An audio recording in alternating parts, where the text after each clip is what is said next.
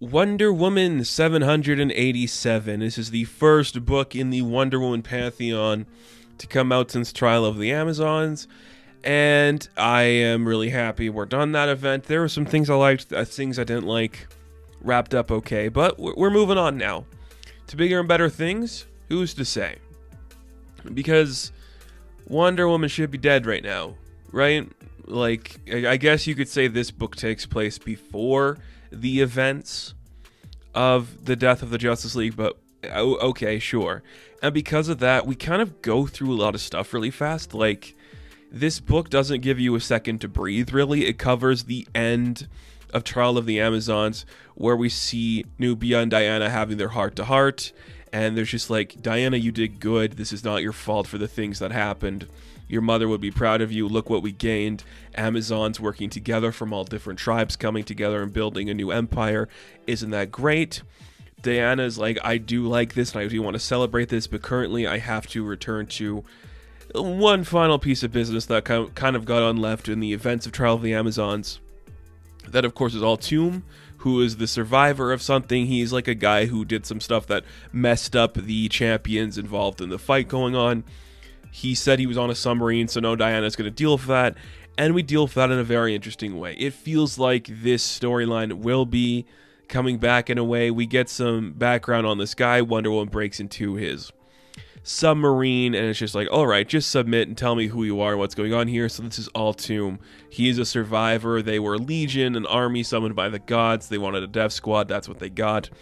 And basically, the gods created this task force that like just a bunch of damned souls that were cast into the pits of Tartarus. They would come back and they would be like these slayers of monsters and creatures. You see them fight like the Cyclops and everything. And basically they were the forgotten relics of that era when all the Amazons were built. So basically the Amazons became like the gods' favorite toys, and these guys were just cast aside, left for eternal damnation, not really being anything of valuable. And they were all killed off eventually, fighting these deaths, except for one of them who survived, and that was Altoum. And now he's kind of upset with himself, like, this is all I have. I'd rather forget and move on with my life. But Diana's like, I'm not going to let you forget who you are. You are going to deal with your problems. You're going to deal with this world. That is what you must do. So instead, he's like, you know what? I'm just going to stay on this sinking submarine and die. And Diana's like, well, I can't stop you, so okay.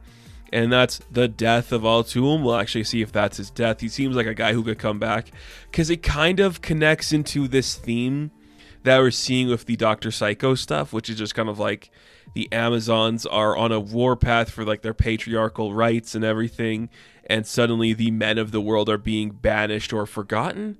That's not what's happening, obviously and clearly, but it does play into the thing like maybe this guy would buy into like Dr. Psycho's idea of like, oh, these Amazons are bad, look what they've done to my society. Kind of interesting to look at. We cut back to Steve Trevor's apartment.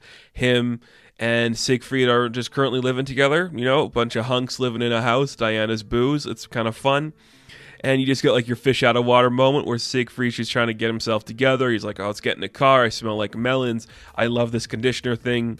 As they're driving around and Edda comes to pick them up, they get attacked by Melk. And basically it's just like these guys who are buying into the Dr. Psycho mythology of what Wonder Woman means. But Wonder Woman comes to like just attack them essentially and like stop them from like, what are you doing? This is dumb. They're like, you can't stop us. This is Manifest Destiny, baby. The men are taking over. We're gonna win again. It's kind of fun. Okay, I see. I like where this is going with Psycho. Very cool storyline. We cut back to like some new office building where everyone's getting ready. Diana learns that Siegfried and Steve are living together. We're just getting a little bit more information on what's happening with the Dr. Psycho thing. I do like that Siggy and Steve are being friendly with each other. That's a great angle as opposed to having them be the bitter rivals, because neither of these men feel like they'd be terrible people. They don't feel like they'd hate another dude. I get it. Makes sense to me. And then we see what's happening with Psycho. He's doing some public access talk show. He's talking about, like, we're being poisoned. Look what the world is doing to us. You know what? Everything sucks. You know, like, the world's falling apart. You know, we're lied to every day, all this stuff. We're supposed to be in control, but are we in control? Look at this, like bad things happen to you. It's like a butterfly effect. You should do good things. Look at all this bad shit that's happening. Everything sucks. Manifest destiny, boy. Manifest joy. Men are important. Women are stupid. You can tell all the people who are going to side with Psycho instantly. I love it. It's great. And then you see Eda's like, this is the one he did last week. And it's Psycho kind of talking about the events that are happening on Themyscira. Like, they're killing themselves, they're divulging into this insanity. It's like getting a little chaotic there, literally leading to the death of the queen. And she's like, well, this is what they want to do. The Themyscirans, they want to take this island of women, they want to enslave all men, and they want to do all that. Like, fat chance, Toots, you ain't touching us. We're going to kick your ass. You can't get with us. We're the powerful men of this world. Diana's done with it. She turns it off. She realizes, like, okay, everything's going bad. I've just lost my mother. Literally, my home needs to be rebuilt. This guy is spewing lies about women on the internet. But at least Siggy and Steve are kind of friendly. So that's a positive I got going for me. One less thing to worry about. Kind of nice.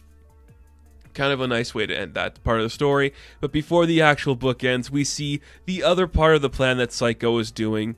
He wants to start this like new business called Villain Incorporated, where he's going to get a bunch of villains together. Like, we're running this thing, baby. We're Joe Roganing our way to the top. We're going to spew a bunch of bullshit online until people take us seriously. We're going to talk about how much women suck. We're going to show them why the Themyscirans are bad. Amazons are trying to enslave men. Here's what we're going to do. Here's the team I got working with me to make sure all of this comes through. He's got Dr. Poison, like, yes, we can use you, get everything going there. Professor Calculus, you can do everything, work it out. And he's got his weird sweetheart, some weird, is it one of those cracked, mirrored versions of Wonder Woman from the previous arc? Ooh, interesting. You know, just a bunch of terrible dudes, like a Nazi-looking dude, obviously some incel guy who's reading some stupid calculator, some stupid words in Psycho, and it's dumb, and they have their own Wonder Woman in a maid outfit. Yep, this is exactly what I want for villains of Wonder Woman, just a bunch of incel looking dudes. I love it. Like, it's such a good it's so brilliant. I love this is the direction you take Psycho.